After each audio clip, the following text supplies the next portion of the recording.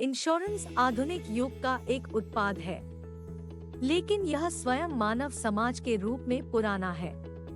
यह 1754 ईसा पूर्व के आसपास था, जब इंश्योरेंस का कानूनी रूप से आदेश दिया गया था बेबीलोन के राजा द्वारा।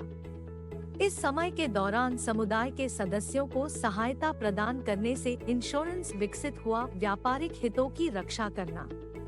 रोमन साम्राज्य समुद्री व्यापार पर बहुत अधिक निर्भर था और बॉटमरी नामक एक समुद्री कानून पेश किया।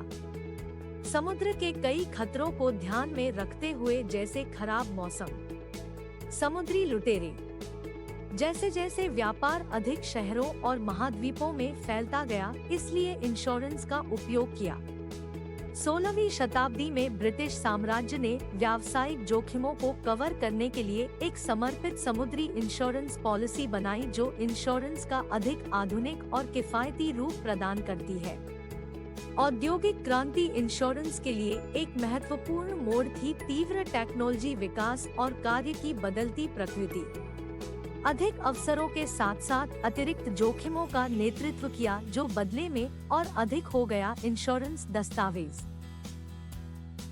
इंश्योरेंस को निष्पक्ष और न्यायपूर्ण बनाने के लिए मुख्य न्यायाधीश लॉर्ड मैन्सफील्ड ने इंश्योरेंस कानून के मार्गदर्शक सिद्धांत बनाए, जिनका पालन आज भी किया जाता है।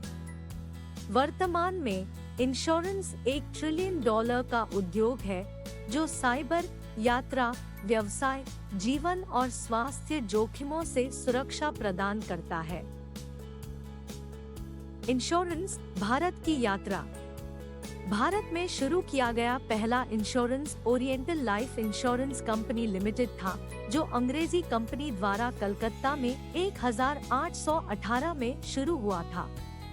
भारत में पहली भारतीय जीवन बीमा निजी कंपनी बॉम्बे, मुंबई में बॉम्बे लाइफ एश्योरेंस कंपनी की शुरुआत 1870 में हुई थी और मद्रास, चेन्नई में मद्रास इक्विटेबल एश्योरेंस कंपनी की शुरुआत 1829 में हुई थी।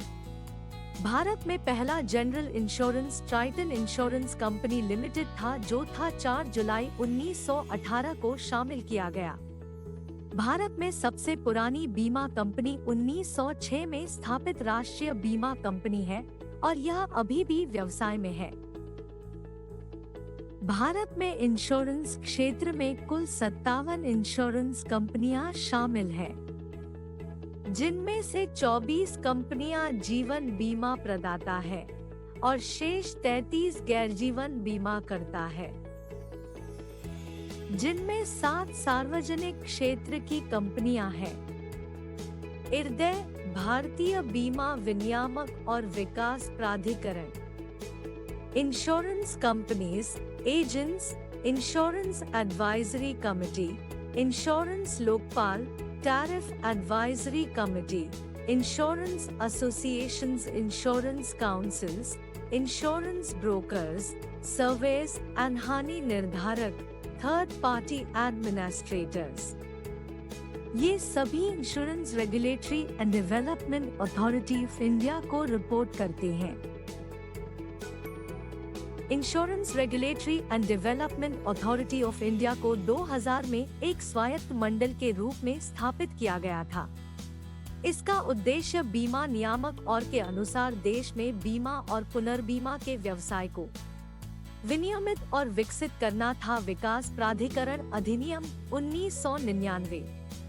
Insurance regulatory and development authority of India की स्थापना का मुख्य उद्देश्य बाजार दक्षता को बढ़ावा देना और उपभोक्ता संरक्षण सुनिश्चित करना था।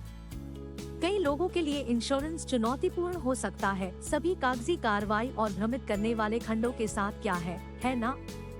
लेकिन हमें बहुत दूर देखने की जरूरत नहीं है, यह देखने के लिए कि इंश्योरेंस कैसे कम अस्पष्ट हो जाएगा और अधिक आश्वस्त। आज इंश्योरेंस कंपनियां आर्टिफिशियल इंटेलिजेंस जैसी तकनीकों का इस्तेमाल कर रही हैं और इंश्योरेंस को सरल, स्पष्ट और अधिक उपयोगी बनाने के लिए मशीन लर्निंग, एक क्लिक एप्लीकेशन, अनुकूलित कवरेज और तेज दावा निपटान के बारे में सोचें। एक तरह से इंश्योरेंस मनुष्य की महत्वाकांक्षा की कहानी कहता है और दृढ़ संकल्प जोखिमों के बावजूद तो अगली बार जब आप इंश्योरेंस के बारे में सोचें, इसे केवल प्राचीन ज्ञान के रूप में सोचें, क्योंकि इसे समझना बहुत जरूरी। देखने के लिए धन्यवाद। अधिक वीडियो के लिए कृपया मेरे चैनल को सब्सक्राइब करें।